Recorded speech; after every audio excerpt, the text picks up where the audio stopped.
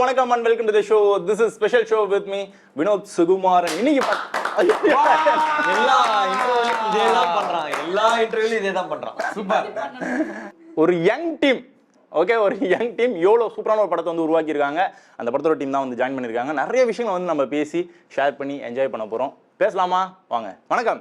ஒரு கேள்வி. இவர் வந்து எவ்வளோ டீம் வந்து இன்டர்வியூ எடுக்கிறதுல சந்தோஷம். இவர் இந்த படத்தோட ஒரு பார்ட்டா இருந்திருக்காரு, படத்துலயும் இருக்காரு. ஆமா, நீங்க படம் பார்த்துட்டீங்க. இவர் என்ன சீன் நடிச்சிருக்காருன்னு இப்ப நீங்க சொல்லணும். நல்லா கேட்டுக்கோங்க. ஆபீஸ் சீன்ல வருவாரு. ஆபீஸ் சீன்ல எந்த ஆபீஸ்ல? என்ன ஆபீஸ்னா என்ன எல்லாரும் என்ன கேக்குறீங்க? நீங்க எந்த அளவுக்கு ஒரு படத்தை நோட் பண்றீங்க? ஏன்னா நீங்களும் முன்னாடி ரிவ்யூ எல்லாம் கொடுத்திருக்கீங்களா? தெரிஞ்சதில்ல. அவர் வந்து நம்ம ப்ரொடக்ஷன் ஆபீஸ்க்கு வந்திருக்காரு. அது ஓகே. படத்துல இங்க பாருங்க, படத்துல ஒரு மெயின் பார்ட் வந்து உண்மையாவே பண்ணிருக்காரு. பயங்கரமா இருக்கும். தெரியலன்னு சொல்லிட்டீங்கன்னா நாங்க ஒரு டேரை கொடுப்போம், நீங்க பண்ணிடலாம். புரியவில்லை. இது என்ன இன்னும் ஓ ஜோடியா மிஸ் ஆவறீங்க. சொல்லுங்க. சரி, நீ பதில சொல்றா. அவர் வந்து க்ளோ கஃபேன்னு சொல்லிட்டு ஃபர்ஸ்ட் டே ஷூட்டிங் அப்போ வந்தாரு.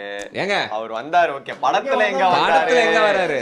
ஒரு இம்பார்ட்டன்ட் சீன்ல இருக்கு. இது இப்போ ரொம்ப இம்பார்ட்டன்ட்டா? ஆமா, படத்துல முக்கியமான சீன் ஒரு சீன் தான். ஆனா ஒரு சீன் தானே தல. சாமியார் கூட வருவாரு. சாமியார் கூடயா? தப்பு. இன்னும் ஒரு லாஸ்ட் கெஸ் உனக்கு. ஆமா, லாஸ்ட் ட்ரை இல்லடி டேர் தான். அந்த டேர் வினோதே சொல்லிடுவாரு. அது ஒரு கேர்ள் ஃப்ரெண்ட் கூட கொடுத்துங்க படத்துல இருக்கு. அவங்களுக்கும் கேர்ள் ஃப்ரெண்ட்.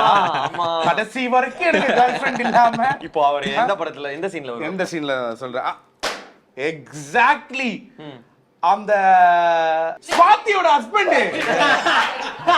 நிதின் டப்ல டக்கனே ஸ்வாதியோட ஹஸ்பண்ட். நீங்க ஸ்வாதின்னு சொல்லனா கண்டிப்பா கண்டுபிடிச்சிருவீங்க. இல்ல அவரு இதுல வந்து ப்ரோ லாங் ஹேர்ல அதுல வந்து பயங்கரமா இருந்தீங்க.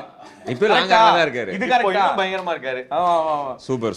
ஆக்சுவலி இப்பதான் அனலைஸ் பண்றேன். அவனுக்கு தெரியவே இல்லைங்க. பாவம் எங்க டைரக்டர் சார் ஹெல்ப் பண்ணி எப்படி டயலாக் எடுத்து கொடுத்தாரு. பரவாயில்லடா. ஓகே. ஆனா புடிச்சிட்டல. நைஸ். ஸோ ஸ்டார்டிங்லேயே வந்து நல்லா கலகலப்பாக வந்து போகுது. உங்களை மீட் பண்ணதில் ரொம்ப ரொம்ப சந்தோஷம். ரொம்ப நாள் கழிச்சு வந்து உங்களை சந்திக்கிறதுல ரொம்ப சந்தோஷம். சாம் சார், ஸ்பெஷல் அப்ளாஸ் உங்களுக்கு. ஸோ பெரிய ஒரு போராட்டத்துக்கு அப்புறமா ஒரு படத்தை வந்து உருவாக்கி முடிச்சிருக்கீங்க. இந்த ட்ராவல், இந்த பயணம் எப்படி இருந்தது?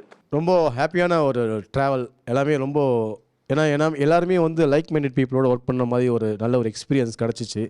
அந்த வைப் எப்படி ஷூட்டு ஸ்டார்ட் பண்ணுறதுக்கு முன்னாடி ப்ரீ ப்ரொடக்ஷனில் ஆர்டிஸ்ட் செலெக்ஷன் கேஸ்டிங்லேருந்து எப்படி நம்ம வந்து ஒரு பாசிட்டிவான எனர்ஜியோட ட்ராவல் பண்ணோமோ அதே மாதிரி தான் இப்போவும் இன்னும் பாசிட்டிவாக தான் எல்லாருமே நமக்கு சப்போர்ட் பண்ணிட்டுருக்காங்க. அதே பாசிட்டிவ் எனர்ஜி தான் ஃபார்வர்டாக போயிட்டுருக்கோம். இதே எனர்ஜி படத்துலேயும் வந்து ட்ரான்ஸ்ஃபார்ம் ஆகிருக்கு. இதே கலட்டா, இதே ஹாப்பினஸ், இதே ஒரு குதூகலமான ஒரு விஷயம் வந்து படத்துலேயும் வந்து ட்ரான்ஸ்ஃபார்ம் ஆகிருக்கு. ரொம்ப ஹாப்பியாக நான் ரொம்ப ஃபீல் பண்ணுறேன்.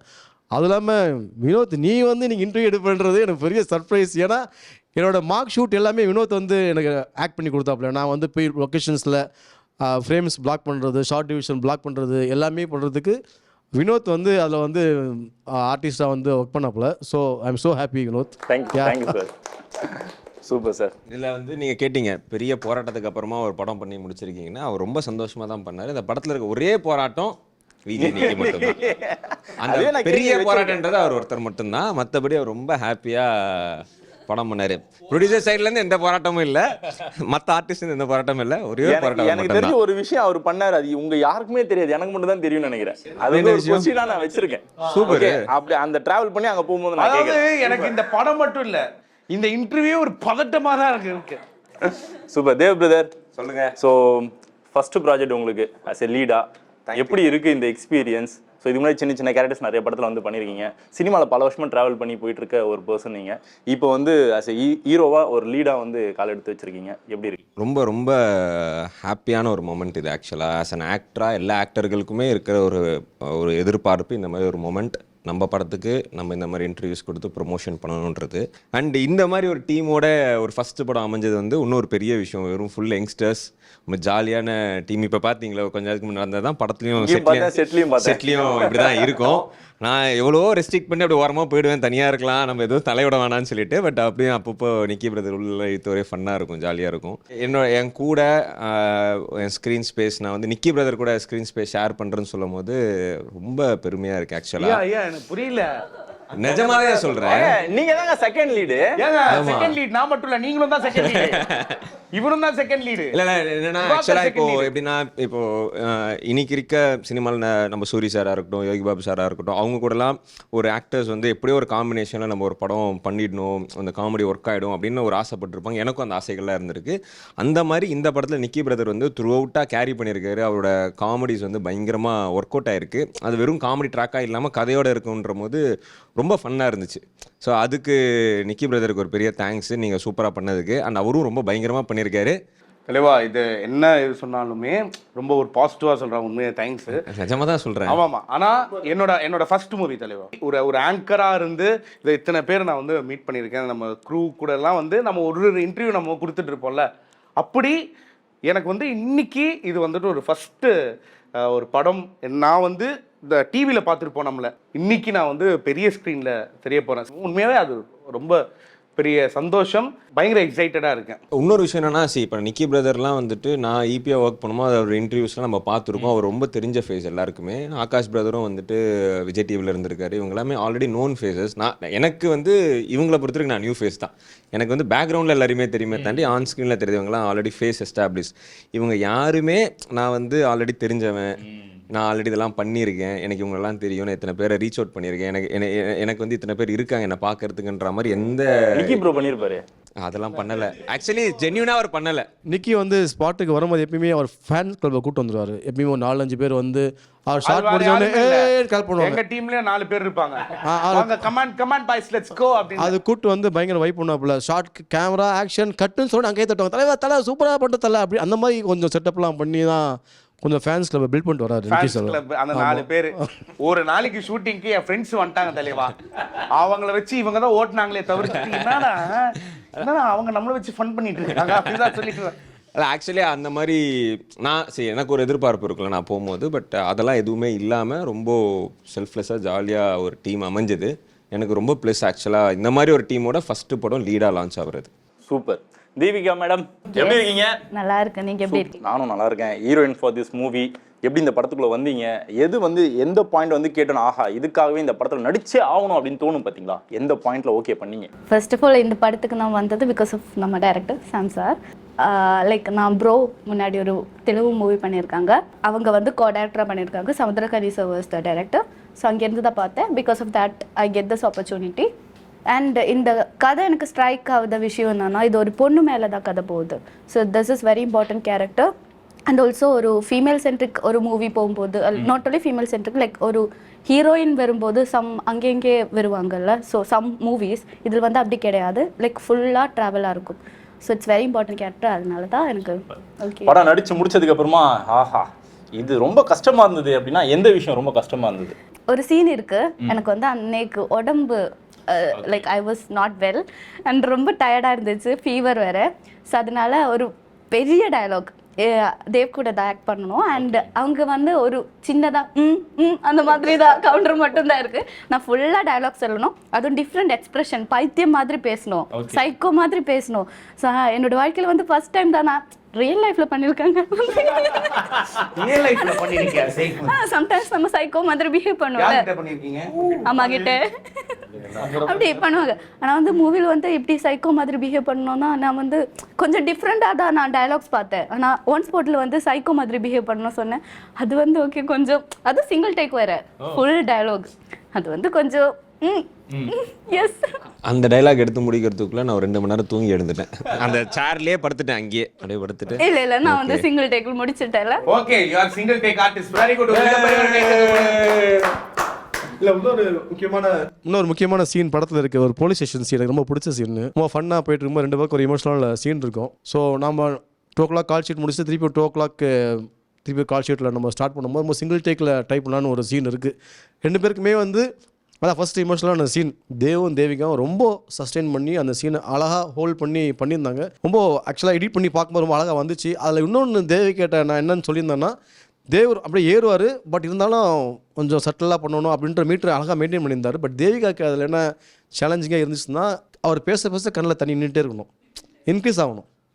கண்ணீர் வந்து இன்க்ரீஸ் ஆகி கண்ணீர் நிற்கணும். அவரெல்லாம் பேசி முடிச்சதுக்கப்புறம் தான் வரணும் அப்படியே ஹோல்ட் பண்ணணும்.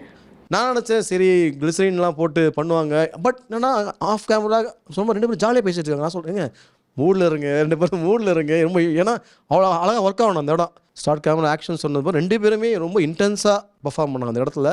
தேவ் கொடுக்க நம்ம என்ன சொன்னோமோ என்ன எக்ஸ்பெக்ட் பண்ணோமோ அழகாக அந்த சீன் கன்வே ஆச்சு. அவங்களும் வந்து அவ்வளோ நேரம் அந்த கண்ணீரை ஹோல்ட் பண்ணி கடைசியாக போகும்போது அது கண்ணீர் வழியும் தொடச்சிட்டு போவாங்க. அது மாதிரி 2 பேரும் நல்லா பர்ஃபார்ம் பண்ணியிருந்தோம் சீன்.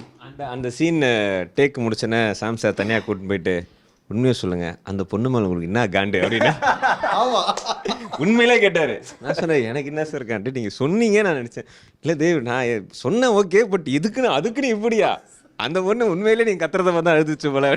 அவ்வளோ கத்துருக்காங்க அந்த சீன்ல. So nice. ஸோ வந்ததுலேருந்து ரொம்ப சைலண்ட்டாக உட்காந்துருக்கிற ஒரே பர்சன் எனக்கு தெரிஞ்சு தலைவர் தான். ஸோ கால் பண்ணி உங்கள்கிட்ட ஸ்டோரி வந்து எக்ஸ்பிளைன் பண்ணியிருப்பாங்க. ஸோ ஓகே பண்ணியிருப்பீங்க, ஷூட்டிங் வந்திருப்பீங்க. மறக்க முடியாத ஒரு எக்ஸ்பீரியன்ஸ்? மறக்க முடியாத எக்ஸ்பீரியன்ஸ்னால் ஃபர்ஸ்ட் ஆஃப் ஆல் என் பர்த்டே அன்னைக்கு எடுத்த ஒரு சீக்வன்ஸ் தான். பர்த்டே அன்னைக்கு ஒரு பயங்கரமான ஒரு டெத் சீக்வன்ஸ். அது எனக்கும் என்னோட பேரா நடிச்சிருக்கிற பொண்ணுக்கும். அது சொன்னாங்க ஏற்கனவே பர்த்டே அன்னைக்கு தான் அதை ஷூட் பண்ண போகிறோன்றது எனக்கு தெரியும், சாருக்கெலாம் தெரியாது அது என் பர்த்டேன்னு. ஸோ பர்த்டே அன்னைக்கு அது படத்தோட மோஸ்ட் இமோஷனல் சீன் அதுதான், படத்தோட கோரும் அதுதான் ஆக்சுவலாக. அதனால தான் நான் இந்த படத்தை சூஸ் பண்ணேன். Even though it's not a it's a flashback lead, it's not the main lead of the film, but still I felt இது கரெக்டான ஒரு பெடஸ்டலாக இருக்கும்னு நான் நினச்சேன். ஏன்னா இப்போ பாண்டியன் ஸ்டோர்ஸில் லீடாக பண்ணிகிட்டு இருக்கோம். அடுத்து இப்போது எனக்கு எங்கேயும் காதல் அந்த மாதிரி சில ஃபிலிம்ஸ்லாம் பண்ணணும்னு ரொம்ப ஆசை. டு பிகின் வித் எனக்கு அந்த மாதிரி ஃபிலிம்ஸ் தான் சூஸ் பண்ணணும்னு ரொம்ப ஜெயம் ரவி சாரோட பிகினிங் ஸ்டேஜஸில் பண்ணியிருக்கிற சில ஃபிலிம்ஸ்லாம் எனக்கு ரொம்ப இன்ஸ்பைரிங்காக இருக்கும். பார்க்கும்போது நம்மளால் இதை புல் ஆஃப் பண்ண முடியுமே அப்படின்னு தோணும். அந்த மாதிரி ஃபிலிம்ஸுக்கு ஒரு 25 minute ஷோரீலாக டெஃபினட்டாக இந்த ஃபிலிம் இருக்கும் அப்படின்றது சாம் சார் ப்ராமிஸ் பண்ணாங்க. ஏன்னா இதில் எனக்கு சாங் இருக்குது அண்ட் அந்த சாங்கை நானே பாடியிருக்கேன். இது என்னுடைய டெபியூ பிளேபேக்கு. ஆல்சோ இதில் romantic portions and emotional portions இருக்குது அந்த 25 minutes. அவருக்கு தான் அதிகமாக இருக்குது. ஐயோ, ஏன்னா அவர் தான் செகண்ட் ஹீரோ. எல்லாருக்கும் அந்த ஹேஷ்டேக் வந்து கொடுத்துருக்காருல்ல தலைவா. இவங்க ஒன்று சொன்னாங்கல்ல, இவங்க மேலே தான் கதை போகிற மாதிரி இருக்குன்ட்டு. என்கிட்ட உன் மேலே தான் கதை போகிற மாதிரி இருக்குன்னு உங்ககிட்ட சொல்லியிருப்பாங்களே, உங்க மேலே தான் கதை போகிற மாதிரி. அதுதானங்க பியூட்டி. ஒரு படத்தில் எந்த கேரக்டர் தூக்கினாலும் கதை நகரக்கூடாது. கரெக்ட் தானே சார்? ரைட்டரா? அப்போதான் என்கிட்ட என்ன சொன்னார் அப்படின்னா, கதையை உங்களை வச்சு தாங்க ஆரம்பிக்குது. இது மட்டும் பொய்ன்னு நான் ரெஜிஸ்டர் பண்ணிக்கிறேன், மற்றது எல்லாமே உண்மை. பட் அதான் ப்ரோ ரொம்ப சந்தோஷம். ஏன்னா டெலிவிஷன் பண்ணிக்கிட்டே பேரலா ஒரு படம் கிடைக்கிறதே நிறைய ஆர்டிஸ்டுக்கு கிடைக்காது. அதுக்கு ரொம்ப நன்றி சாம் சார், உண்மையிலேயே சார்.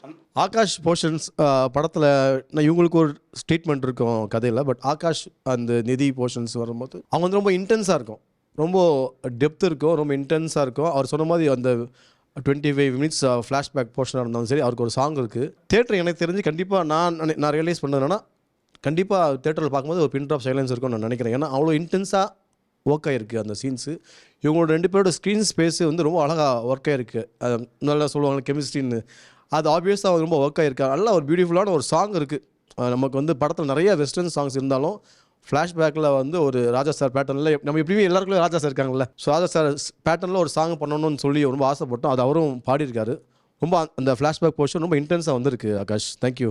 இந்த இடத்துல ஒரு கேள்வி மட்டும் நிக்கி கிட்ட அவர் பேசும்போது பெடாஸ்டல் அப்படின்னு சொல்லி ஒரு வார்த்தை சொன்னார். அதுக்கு அர்த்தத்தை மட்டும் சொல்லுங்க பாப்போம். பெடல் மட்டும் தான் கேட்டேன்.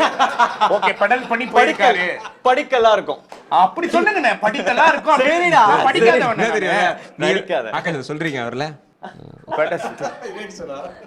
ஏதோ சொல்றாரு, ஏதோ பெரிய வார்த்தையா இருக்கு. இல்ல ஏன் அப்படின்னா இஸ் வெரி குட் ரைட்டர். செம்மையா பயங்கரமா வந்து கதைலாம் எழுதுவாரு. ரிவ்யூ நாங்கள்லாம் வந்து ஒரு யூடியூப் சேனல்ல ஒர்க் பண்ணிட்டு இருந்தோம். அதுல வந்து ரிவ்யூஸ் எல்லாம் வந்துட்டு பண்ணுவாரு. அதனால இங்கிலீஷ்ல தான் ஃபுல்லா இருப்பாங்க. அந்த டிபார்ட்மெண்ட் சைடு மட்டும் நான் போவே மாட்டேன். ஏன்னா அந்த 4-5 பசங்க நாங்கள் வந்து வெப்சைட் ரைட்டிங்கு, ஸோ நடிக்கிறதுக்கு வரதுக்கு முன்னாடி அதுதான். அப்போ வந்து நிக்கி, ஒரு சில ஆஷிக்கெல்லாம் தெரியும்ல உங்களுக்கு, ஆங்கர்ஸாக அவங்கெல்லாம் வந்து பாப்புலராக இருப்பாங்க. ஆனால் கொஸ்டின்ஸ் வேணும்னா எங்க கிட்ட தான் வரணும். ஏன்னா இன்டர்வியூல இவங்க இந்த மாதிரி வந்து போயிட்டு பெரிய கெஸ்ட் கிட்டலாம் பேச முடியாது. வந்து எங்க கிட்ட தான் நான் இன்டர்வியூனா என்ன கொஸ்டின் அப்படின்னு கேட்பாங்க. அப்போ நம்ம இறங்கி அந்த கெஸ்ட்டை பத்தி ரிசர்ச் பண்ணி ப்ராப்பரா அவங்க கிட்ட என்னெல்லாம் கேட்டா நம்ம கொஞ்சம் புத்திசாலின்னு அவங்க நினைக்கணும். அப்போதான் நம்ம கிட்ட அவங்க மூளையை திறந்து பேசுவாங்க. நான் சொல்றது எப்படின்னா, கார்த்திக் சுப்ராஜ் சார் இந்த மாதிரி பெரிய பெரிய கெஸ்ட் எல்லாம் அந்த ஆஃபீஸ்க்கு வருவாங்க. அப்போ இல்ல இவரு இல்ல, அவர் எதுவுமே இல்லைன்றாரு.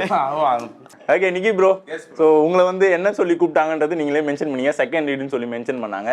ஷூட்டிங் ஸ்பாட் வந்ததுக்கு அப்புறமா நிறைய ஃபன்னான எலிமெண்ட்ஸ்லாம் கண்டிப்பாக நடந்திருக்கும். உங்களை வச்சு தான் அங்கே ஃபன்னே நடக்கும் அப்படின்றது வந்து நான் கேள்விப்பட்டேன். நானும் கண் கூட வந்து பார்த்தேன், என்ஜாய் பண்ணேன் நானும்.